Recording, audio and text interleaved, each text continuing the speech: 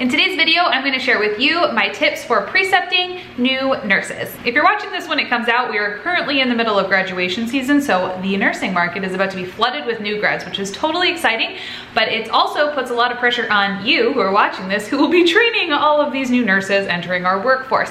So I thought I would give you some tips on things that have helped me at least be a preceptor in the past, things that I've learned when I was being precepted, so that we can make this process a little bit smoother for both you and the nurses you're going to be training in the future. If you're new here, welcome. I'm Liz.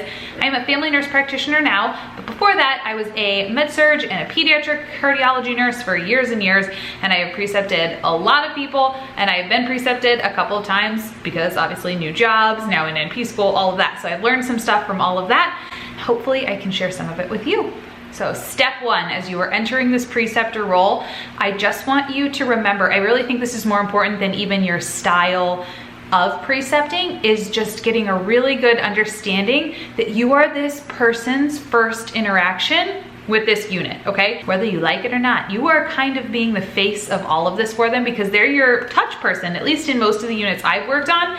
You have one or two preceptors for your entire preceptorship. You know, maybe you get a third one here or there, somebody calls out sick, but for the most part, you're with one or two people, and that's how you're going to learn this floor. So you, my friend, are that new person's person because they don't know anybody else on this unit, remember? If they're anything like I was a little bit scared whenever I started any of my new jobs, especially as a brand new nurse. I mean, I was petrified. They're scared. They need a friendly, encouraging face. Everyone knows that whole stigma, like nurses eat their young. Friends, this is where we can step in and like not eat our people, okay? You wanna be hopefully if you've been chosen to be a preceptor, you're kind of a nice, in general person, fingers crossed. And if you're not, you're gonna need to fake it for me here, okay? Perfect. But really, first and foremost focus here is going to be just being really, really welcoming and getting into the mindset yourself of training this person. And I won't lie, I know I've been told like, oh, you're gonna precept this person, and initially you're kind of like, because training people can be a lot of work. But I want you to just remember that it's a lot of work in the beginning, especially because the person doesn't really know anything. But as they go through it, by the end, you're kind of just sitting there back like watching and being like, oh yeah, good job, good work, I'm just gonna sit here. You can help other people at that point. There is much more time. You've created this, if you've done a good job, you've created a fairly autonomous nurse, and they should be pretty much doing your job while you have much less work. So more in the beginning, less in the after. Something to remind you of if you're kind of just like feeling like this is gonna be a lot of work. Also, some other things to kind of get your going, pump yourself up a little, because remember, you wanna have a good attitude going into this. Built-in buddy. You don't have to change butts by yourself anymore, okay guys? Like other people are gonna be there. You have another set of eyes for everything. You have a buddy whenever you need one. They're built in and you got them for a couple of weeks, hopefully at least. So that's a huge second benefit. And in case you really still need a kick in the pants to like get motivated to do this, remember you're training this person to work with you. So if you do a bad job, that's only going to hurt you later when, you know, they're not really pulling their weight with the rest of everything. Also, it's just a good thing.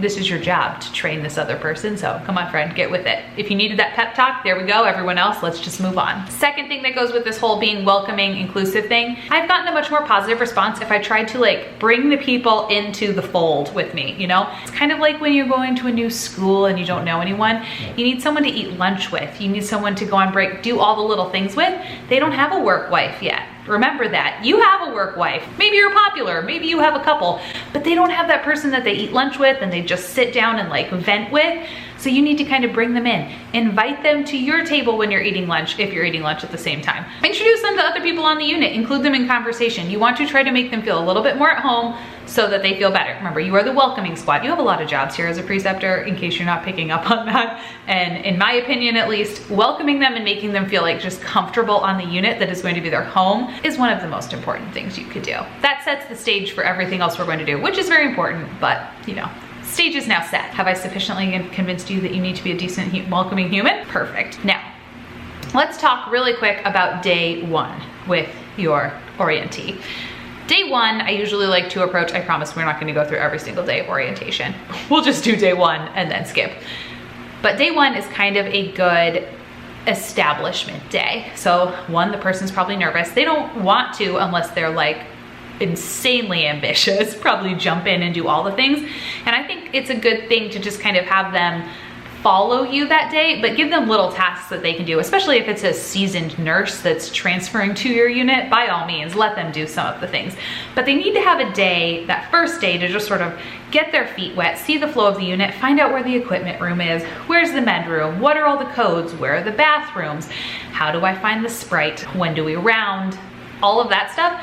They just need to get the general feel for it. When do you pass meds on your unit? You get the point. So on that first day, I usually just come in and I say, like, I'm gonna mostly have you like shadow me and follow me. I'm gonna talk you through my day, because that's a good thing to start from the very beginning. Verbal diarrheaing your whole day.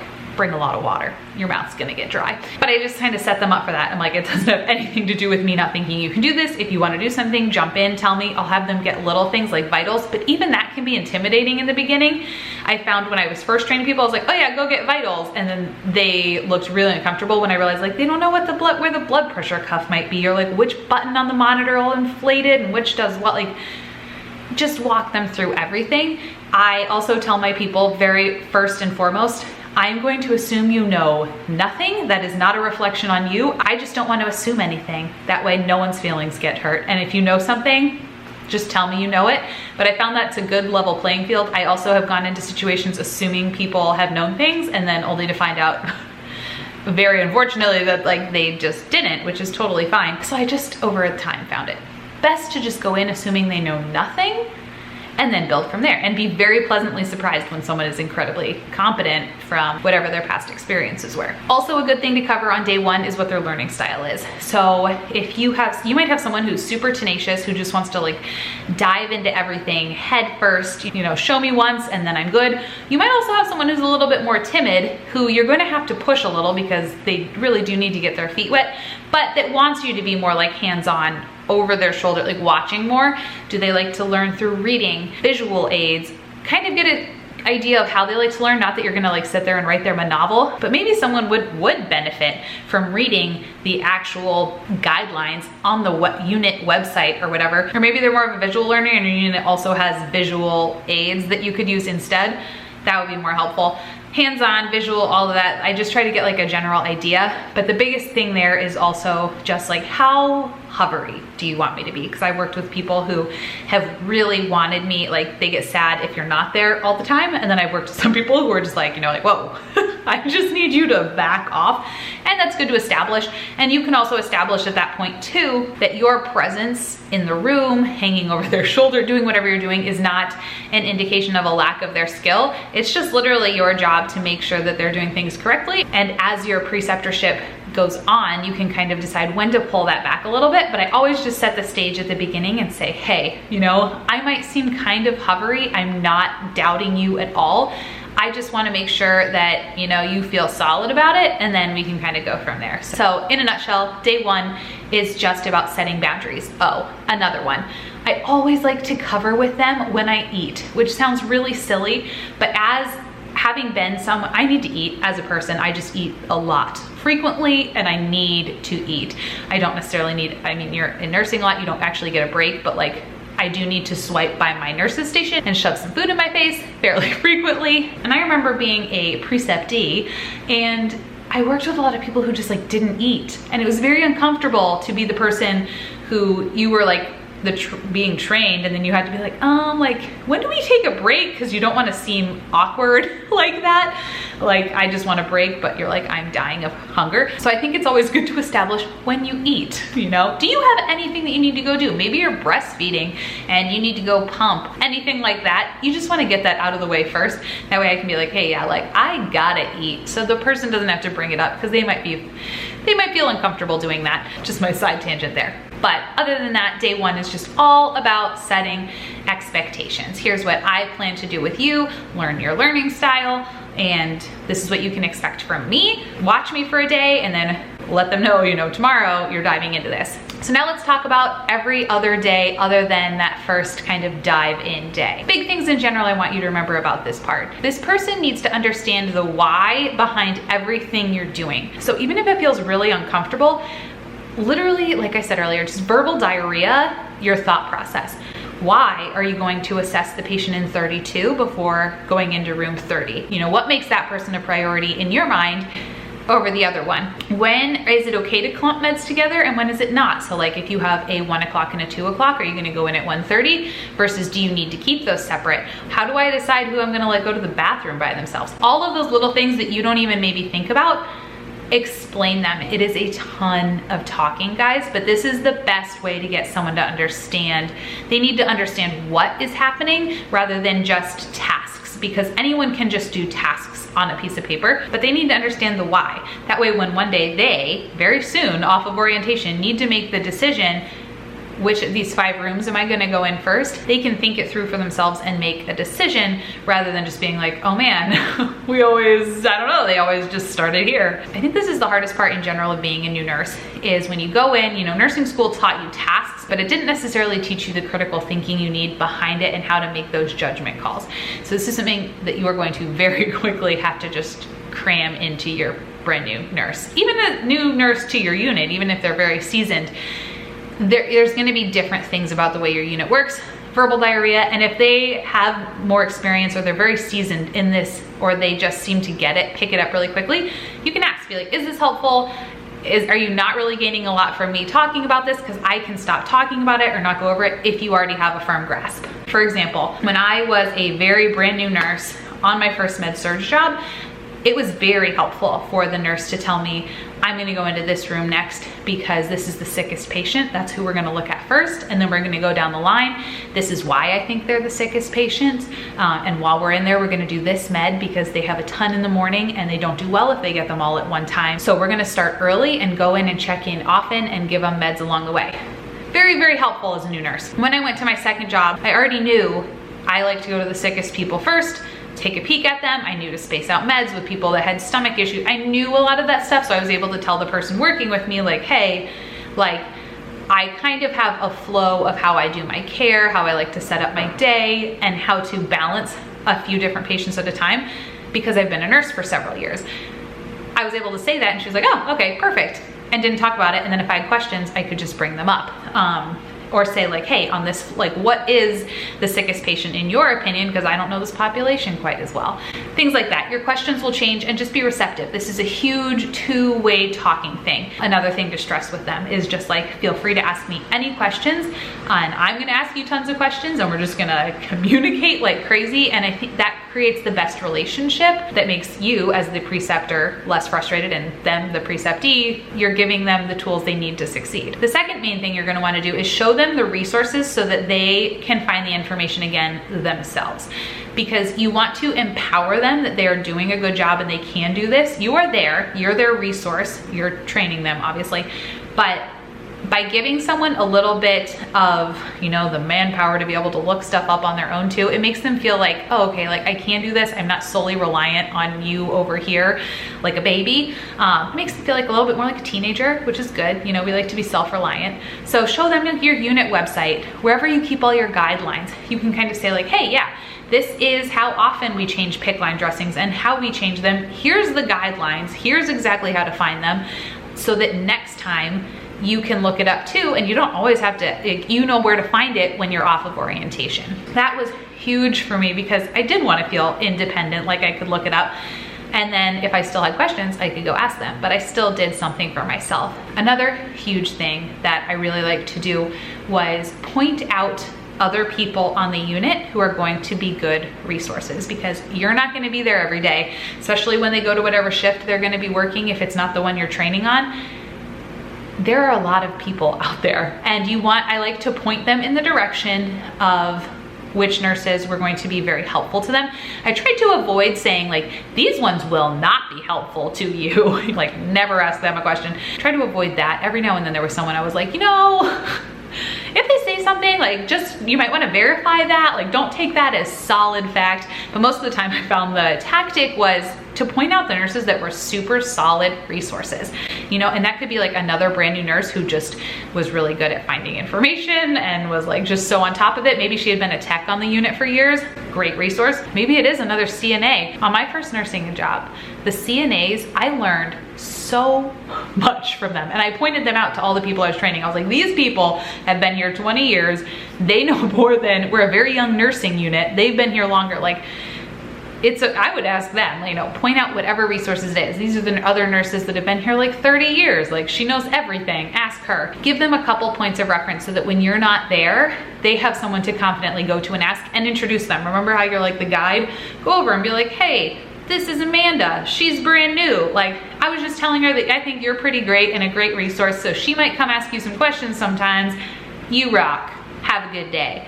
Unless you plan on living at work 1000% of the time, you need a backup plan. Otherwise, it can be kind of the blind leading the blind situation, which can always be interesting. Okay, so now you've been working with this person, you're doing a phenomenal job, they're doing a phenomenal job, it's just the best.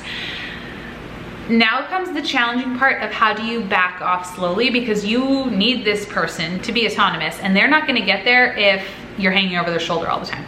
So for the first couple of days, you know, you're doing everything together, you're talking everything through, and then ever so slowly, I just start to give them the decision-making power, you know? Like maybe, oh, you have to hold the phone now, so when people call, you have to pick up. That's a good one for gaining like confidence. They're gonna be terrified.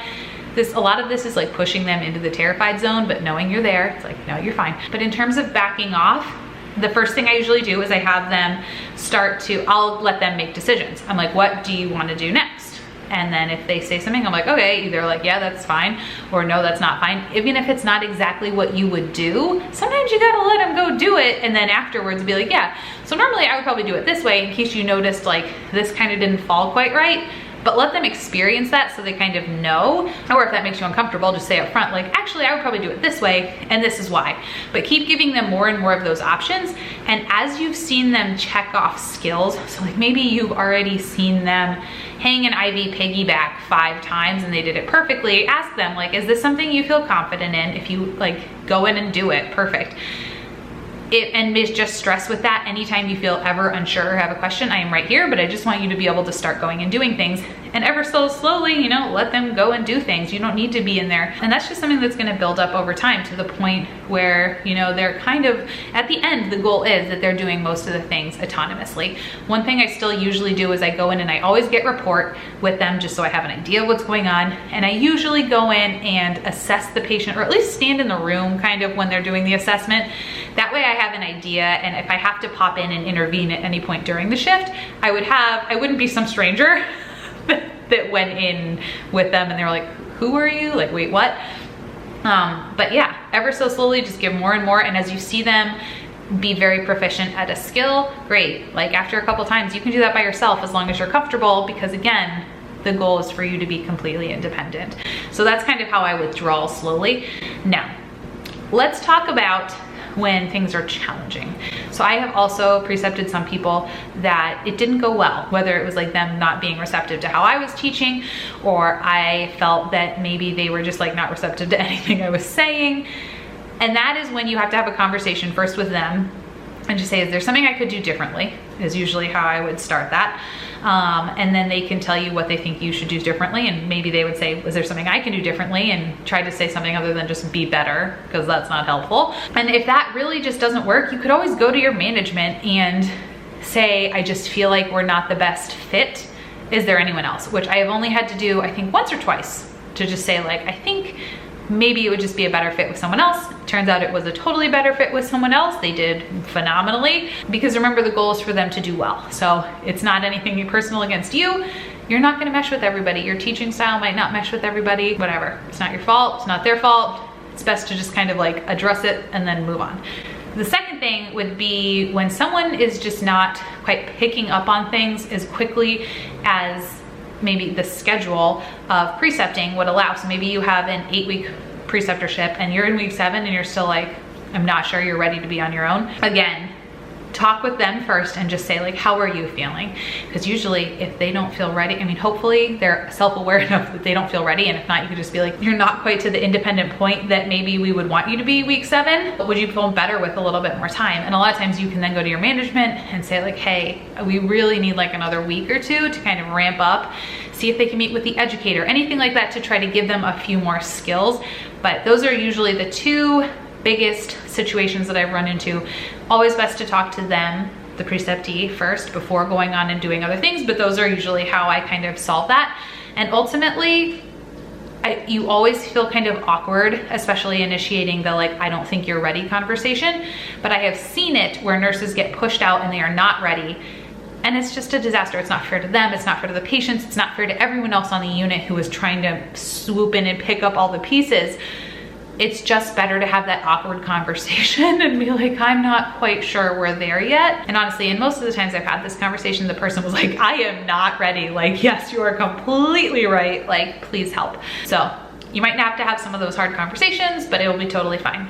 Now, last, I just wanted to say this to all of you who are becoming preceptors and you don't feel like you are ready, because I have been there. I was a preceptor very early on in my nursing career because my unit was very young. There was a lot of turnover, especially on night shift that I worked. So I was precepting new nurses when I felt like I was still like, I'm not totally sure what I was doing. And I went to my supervisor and I was like, I don't feel like I really even have like a full grasp of everything. This is like, and she gave me some really good advice. Actually, she said, lead by, this could be a good opportunity for you to just lead by example in terms of seeking information. She said, this person's going to look to you for answers, and if you don't know the answers, you can go find them together, and it'll be a good example of using unit resources and other nurses to gain information and show you, and it'll show this new person that you're always asking questions and you're always learning, and it's okay not to know. And I was petrified of this whole concept, but that did make me feel a little bit better. And that is actually what ended up happening. Was I was precepting someone, I was still fairly new, and in fact they did ask me a ton of questions that I didn't know, or they would ask me, why are you doing it this way? And it really made me have to think and be like, oh yeah, why am I doing this way? And we learned a lot together. And like she had said, this person ended up telling me, she was like, oh, it's good to know that like you don't know everything. It's okay to not know everything. And I was like, yeah, it's totally fine to not know everything, because I obviously am learning a lot. So if that is you, that would be my encouragement to you, is that you were chosen to do this for the reason. You will be fine. If you don't know all the answers, that's okay. Even after I had been a nurse for a very long time, I would still be precepting people and they would ask me things and I'd be like, huh. I don't know, let's go find out. Be that example that they can constantly be learning, and it really will be okay. And just be glad you have a buddy, you know? You might still be overwhelmed at your job because you're fairly new, and now you have a friend. It's gonna be fine, guys. It's gonna be totally fine. You're gonna do a great job. It really is kind of fun to precept people. Like I said, a lot of work in the beginning, but then you have like a buddy and you have someone to talk to all the time, and your job really does get easier towards the end, as long as you did a good job. So do a good job. Train good people, okay? Perfect. All right, guys, those are my tips for precepting new nurses. If this video was helpful for you and you want to see more like it, consider subscribing. I do videos like this on usually nursing and NP related topics on Tuesdays, and on Saturdays I have a vlog just documenting my life in and out of work as a family nurse practitioner. I also have an Instagram where I go over things I'm seeing at work, what I'm learning at work, because again, always learning, and it's a great place to message and chat. So if you're into that, consider going over there. We always have a question of the day, and today it's, what is your favorite thing a preceptor or someone who has trained you in any job has ever done that really helped you? Everybody can go down there and look and also get ideas, because obviously I don't know everything about training people, guys. This is just my experience. So go down there, learn what other people have loved, see what you want to implement, and we can all become better, smarter, wiser humans. All right, hope you have a fabulous rest of your day, and I'll see you next time. Bye.